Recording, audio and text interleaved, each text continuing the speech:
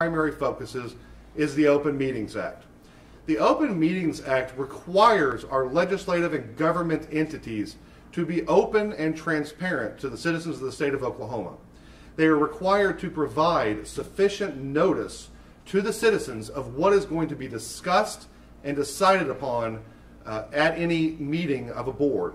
The Oklahoma Department of Health certainly qualifies. These members of the Department of Health knew that they were required to disclose what it is they were going to propose at that meeting, and they didn't do it. And the fact of the matter is, the law considers and contemplates exactly what these 5 members did, and it specifically prohibits it. Because what the Open Meetings Act says is that if members of a board are going to meet outside of a regular meeting, if it is a majority of those members for purposes of deciding on an issue, that in and of itself is an open meeting that's subject to notice, advance notice, to the citizens of the state of Oklahoma. That didn't happen here, and this lawsuit seeks to set that right. It is our belief that the members that participated in this conspiracy to defraud the citizens of the state of Oklahoma are guilty of a misdemeanor in violating the Open Meetings Act. And we would call on the attorney for Oklahoma County, the district attorney for Oklahoma County, to file charges against those 5 members for violation of the Open Meetings Act. It is a misdemeanor, it carries a potential fine, and it carries potential jail time. And we'd ask them to act, just as they've acted against all of those patients that needed medical marijuana and did it in violation of the laws of the state of Oklahoma. That's what these board members have done, and our lawsuit seeks to address that. The Open Meetings Act, because of these violations, we believe nullifies what the Oklahoma Department of Health did at their meeting. Besides the fact that notice is required, we also have additional issues with what the Oklahoma Department of Health has done. And our lawsuit is the first step in beginning to address those issues. When a rulemaking body is tasked with putting statute into regulatory schemes, they are responsible for making sure that those regulations that they instill are not what we call in the law arbitrary and capricious. For lack of a better term or an easier term to understand, they've got to have some rational basis in reality. And it's our position that the Oklahoma Department of Health, in coming up with their regulations, created a myriad of regulations that have no rational basis in reality. To call them crazy would probably not be an understatement. Some of those, and we're going to address many, many of those in this litigation. I'm not going to get through all of those here today, but one of the ones that I think is the most obvious is the 20% THC limit on a grown flower. You're required under the current regulations to not harvest and process any THC flower that has a higher than 20% THC level. They're essentially asking the growers that are going to come into the state of Oklahoma to play God and know in advance what it is their plant and their flower is going to end up at the end of the process. That's an impossibility. That would be like punishing a soybean farmer for being more productive with growing soybeans, or a beef producer for being more productive with getting his cattle to grow larger quicker. Those are things that have no rational basis in reality, especially when, in their infinite wisdom, and I use that word facetiously, the Oklahoma Department of Health regulated and said you can't have a single serving of more than 12% THC. So what they've done is said, we're going to limit how much you can grow in a flower, but then we're going to require you to dilute it down to 12% regardless. Well, what does it matter then if the plant was 30%, 40%, 100% THC? You've still got to dilute it down. So there's no rational basis there. Being closed on Sundays. I guess what the Oklahoma Department of Health is saying is, hey, go get your oxycodone, just don't go get your medical marijuana. Pharmacies are open on Sundays. Walgreens pharmacies and other pharmacies are open 24/7. So why there's that restriction? There's no rational basis for such a decision. The restrictions with regards to how close the dispensary can be to a church. 788 that Chip Kelly and Oklahomans for Health drafted, Chip Hall, I'm sorry, specifically mentions 1,000 feet from the entrance of a school. There's no reference in 788 to daycares, churches. I love Oklahoma, but there's a church on every corner. We have restricted essentially anywhere a dispensary can be in a populated area. I guess people can go drive 50 miles to the middle of the county to get it, but that's not what the intention was behind 788. And he should know, he wrote it.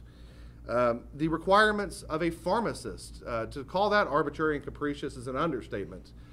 You're requiring a pharmacist to dispense a Schedule I narcotic against their DEA license and obligations. There's no way that that's going to be able to be implemented effectively in this state. A pharmacist would jeopardize their license and any other pharmacy they worked for's license by engaging in the behavior that the Oklahoma Department of Health has now mandated. One of the other key ones is they restricted outdoor grows. We're in Oklahoma, the land of the sunlight, and yet we can't utilize sunlight to grow medical cannabis. There is no rational reason why medical cannabis should be grown under lights as opposed to growing it outdoors and letting the sunlight shine down. Unless they have some kind of tie to some kind of power company or power lobby, there's no logical reason for this regulation. So this lawsuit will seek to address all of those things. We were glad to hear that committees have been created by the Oklahoma legislature to consider these issues. And all of these groups, I think I can speak for and say, will be proud and happy to sit down with any member of the legislature to discuss, debate, and try to come up with the most realistic, reliable, open format for allowing medical cannabis in this state. We want to encourage anybody that wants to endeavor business-wise or that thinks that they need it medication-wise and their doctor agrees to be able to get into this industry and to be able to get the medicine that they so richly deserve. That is what we're doing with this lawsuit. At the end of this, I'm happy to answer any questions that anybody might have. I'm going to introduce you real quick. You've already met him, Kenny Wogelman. Mr. Wogelman, he won't tout himself, so I'll do it for him. Mr. Wogelman is an Army veteran. He retired as a staff sergeant, or he left as a staff sergeant.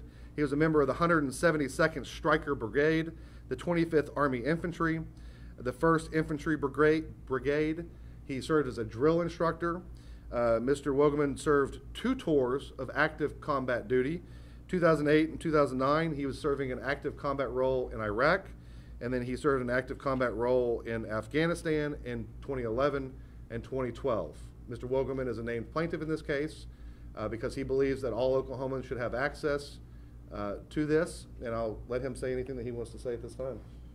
Really, like you said, I'm here because, I spent a lot of time serving this country. I'm done with it now, and I still feel like the people of Oklahoma need a voice. 57% of our people voted for 788 as it was written. As he said, whenever the rules meeting was taking place, there was no proposed amendments on the agenda. They just completely overstepped their boundaries and didn't listen to any of our voices. And that's why, I've sat and been silent for the most part, and I'm here today I'm fed up. Chip, did you have something you wanted to add? Oh, yeah, sure. So, again, with SQ 788, we passed this law. As Kenneth just said, 57% of us passed this law. We went to the Department of Health really with very open hearts. We negotiated very honestly and, in good faith with the Department of Health in red line sessions. Many of you sat in this room while we went through a red line session a couple of weeks ago. So we took all that to the Department of Health and negotiated in good faith with them, with the open-hearted and thought that they were really trying to write good regulations under SQ 788. I think it's very clear now what their intention was all along. It's very unfortunate too, and it's very disillusioning really as an Oklahoman, as an American. You work through a process and you get to the end of that process and you think that, it's going to go how it should go. And this isn't going how it should go. And everyone, as Americans or Oklahomans, should be appalled by what's happening here. So we're very pleased that Kenneth and Green the Vote and through Ronald is stepping up and filing this lawsuit. on really behalf of all the citizens of Oklahoma, but in particular the medical cannabis patients of Oklahoma. So we're pleased, encouraged, and very supportive of this effort.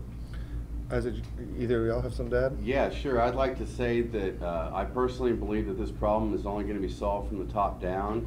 And if that over 500,000 people that voted for 788 will get together, we can pick the next governor, and then things like this won't happen. We have to change the flavor of the power in Oklahoma. And that's no matter how many petitions we throw at them, we're going to have these hurdles.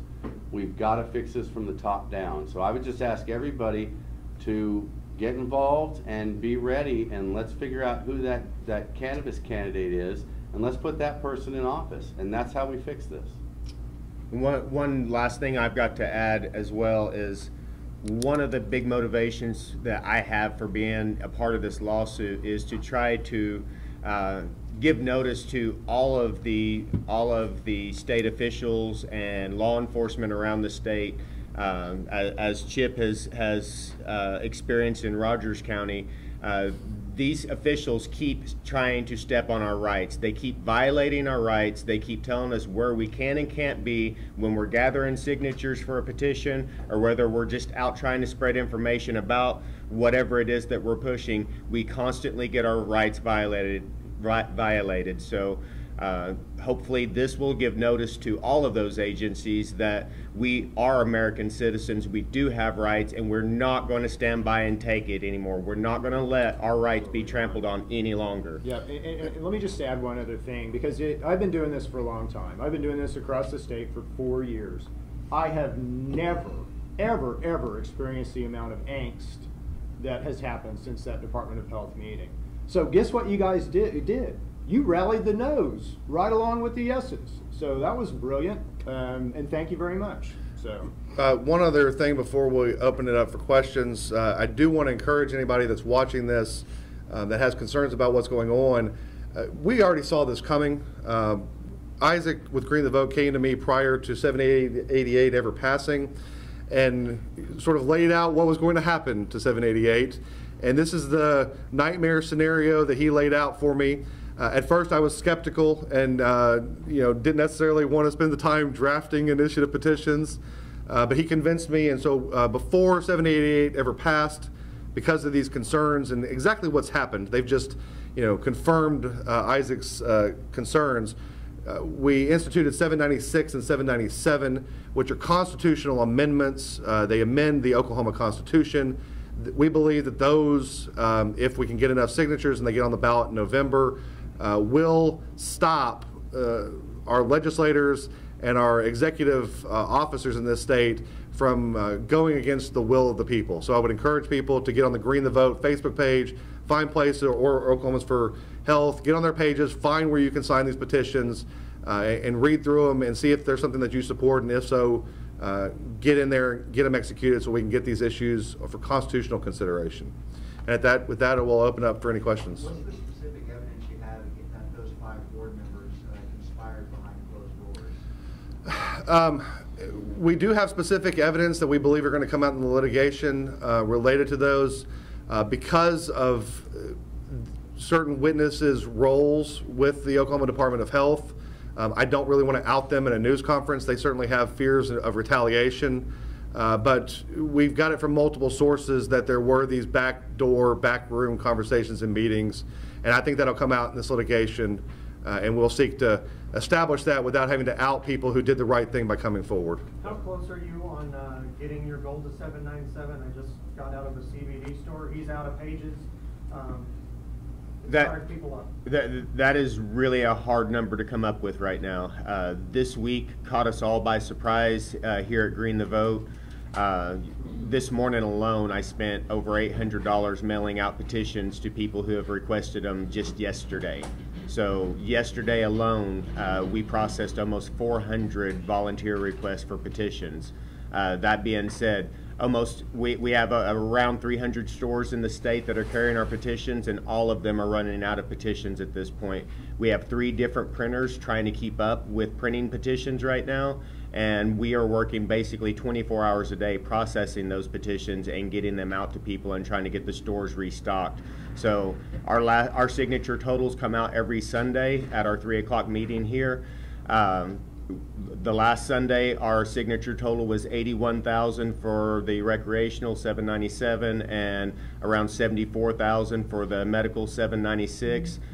With the goings on of this week, we have every reason to believe that we've surpassed 100,000 at this point. Our end goal is to have over 150,000 signatures, but of course we know that we have to have 124,000 verified by the Secretary of State. So our goal is to hit that 150,000, and I believe the health department has helped push us beyond that goal. And you weren't pedal to the metal before Tuesday like you are now. We were pushing as hard as we could, but we wasn't getting the quite the response that we needed to get. And after this week, that response has completely overwhelmed us. Go ahead. I was just saying, isn't it interesting though that probably the strategy here by the Department of Health or the governor, whoever kind of is really behind all this, was really to shut down marijuana in Oklahoma. I mean, it's quite evident by these regulations that just every screw that could be tightened is being tightened, and it doesn't even resemble 788 anymore. Well, look at the backlash. Guess what's going to happen? Now we're going to pass recreational marijuana. And that's really the odd thing is, we filed 796 and 797 side by side. Our original intent was to make sure that 796 got accomplished, and that 797 was really just a test run to see exactly where Oklahoma stood without having to rely on polling numbers. We wanted to see some hard numbers. We had no idea that 797 really even had a chance of making it on the ballot when we filed it. We just needed to see what those numbers were. At this point, 797 is running well over 10,000 signatures ahead of 796. So what the people of Oklahoma are telling us at this point is, if these lawmakers didn't want medical, well, now we're going to cram recreational down your throat. And that's the response that we've gotten all week. I got a question. They're saying that you can only solely grow it in Oklahoma. Okay? The marijuana, the seed. The seeds are not going to be made here. They come from somewhere else. My second question to that is, we're talking about patients like myself. I'm a vet. And I'll be honest with you, we need byproducts. Walmart doesn't say we can only grow it at Benetton, wherever. We need byproducts that have good products for epilepsy, for ADHD. That's not going to happen overnight. Sure. And they're telling us you can only grow it here. It takes anywhere from 4 to 8 months if you want a good plant. I only know because my daughter has 5 dispensaries in California. It doesn't grow overnight. And if you want, like you all said, to take 20%, when you've got a good strand, it's going to grow, like you said. It might be 30%, it might be 70%. And when they regulate that, there's not going to be good medicine out there. Yeah, it'll be a generic brand. I hear you, brother. We wrote a very good law. We wrote a very good law that got completely corrupted by the Department of Health. So we're going to get our law back. Look, if you just look at the dates and when you're allowed to start planting seeds as a commercial grow, and you do the math, and you grow your cannabis, and you dry your cannabis, and then you cure your cannabis, and then you package it and you get it in the dispensaries, if there's any dispensaries, and you do the math, and you will work it out to be the exact same week that the lawmakers come back for the next session. So what happens is they decide they haven't had their shot at it yet. We must make the mistake of sending the same people back there that are there right now this November. And in February, when we're getting ready to open our stores, we don't. And all that product sits there on the shelves. Yep. Yeah. And as they revamp the whole system. And I know that is the plan. I know that is the plan. So Chris said something very important, and we up here, sitting up here, really are a lens that represent the combined and unified cannabis community. And they thought that we wouldn't have a high turnout for SQ 788 in the primary election. Well, that was wrong, wasn't it? 40,000 people, 40,000 more people voted for SQ 788 that didn't vote for any other political candidate. 500,000 people voted for 788. we will exercise that political power, and don't think for a second that we won't. Talk about green the vote. We'll wait till November. And boy, you better get on board the 788 bandwagon, because we will target you, and don't think that that's not effective, and ask a former senator if that's effective. Are you referring to Yin? Maybe. On Hey. the note where you want to get medicine to the patients, I've been speaking to investors, dispensary folks, with the pharmacist thing in place. They're saying, we can't afford this, we can't open. How are the patients going to get medicine if this pharmacist thing is still? Well, and that's sort of, if I could, that's sort of the thing that we've noticed with the regulations that were passed. If you look at them, they are designed in a creative way to essentially make this industry only be accessible to big grow operations and big dispensary operations. A mom and pop shop that wants to open a dispensary can't afford to take the financial risk of employing a pharmacist at $150,000, $200,000 a year guaranteed to open their dispensary. These grow operations, if they're going to grow at a maximum of 20%, you have to grow on such a massive scale, and the cost of opening such a grow operation, which you can't grow with sunlight under the regulations, is so enormous that it completely restricts and cuts off the market.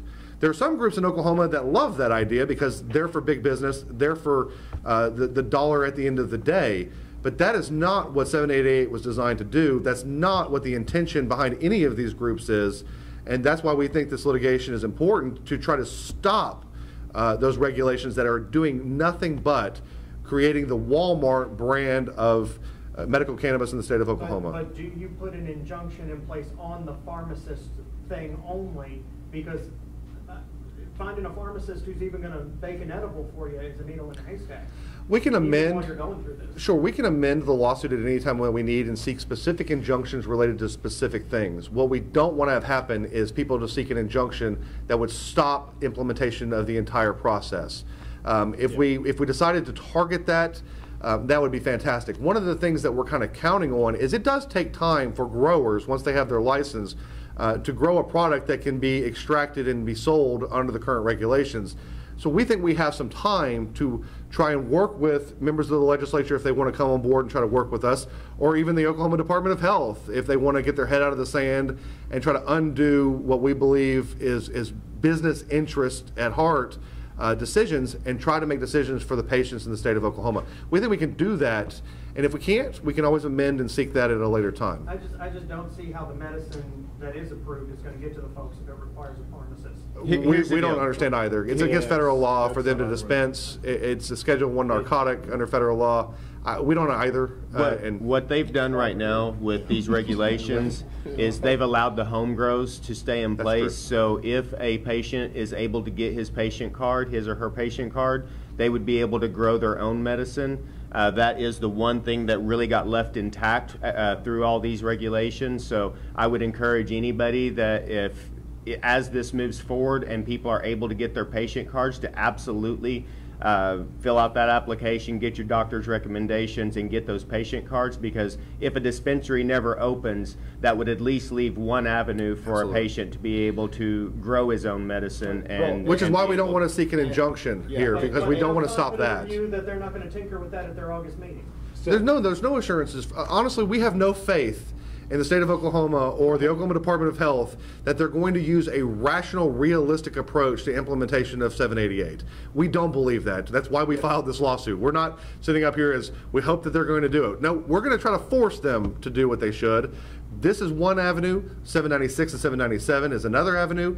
Working with the legislature is another avenue. We are open to all possible avenues to get what the citizens passed enforced and enacted in a way that it can be utilized for the intended purpose, which is to treat people that need medical cannabis. On the November vote thing, we've seen teachers list with apples and marks by them. Are you all going to be releasing a list with, I don't know, a marijuana plant next to a name, saying Absolutely. this one's friendly? Because I mean, some people might be a little afraid to ask, are you for this thing still? Oh, no, we absolutely, between us all, that is absolutely a goal. So we will absolutely will have a voter's You'll have a guide. green list. Absolutely, we'll have a green list. We had a Absolutely. question over here. Yes, so pretty much you're saying if you voted yes on 788, you need to go out and sign these petitions to secure your vote. Yes, whether you voted yes or no to take back our rights, yeah, everybody needs to get out and sign these. And that's the thing with these petitions. These petitions aren't going to make cannabis legal in Oklahoma. They're going to give us the opportunity to vote on it again.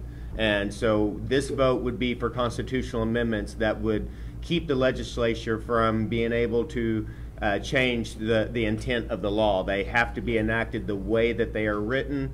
And if they were to make changes to that law, then they would have to send those changes back to a vote of the people. So right now, if you're wanting to have access to cannabis in Oklahoma, if you're wanting that insurance policy to make sure that the industry isn't overregulated to the point at which it cannot function, then 796 and 797 is that insurance policy, and we need everybody to sign those petitions. The state of Florida would be a good analogy as it relates to the constitutional amendment side of things. The state of Florida passed constitutional amendments for medical cannabis, and that's why they were able to get their Supreme Court to overturn a lot of the restrictions and things that were being imposed on that industry in Florida. It was because they were constitutional amendments which give the people the right, and it's a very high threshold for a legislature to enact a statute that circumvents that. And that's why we're pushing those. But again, we still hope that we can get 788 in place in the way it should be. Yeah, and we will, because that's what we just passed into law. So we're going to get it right, absolutely.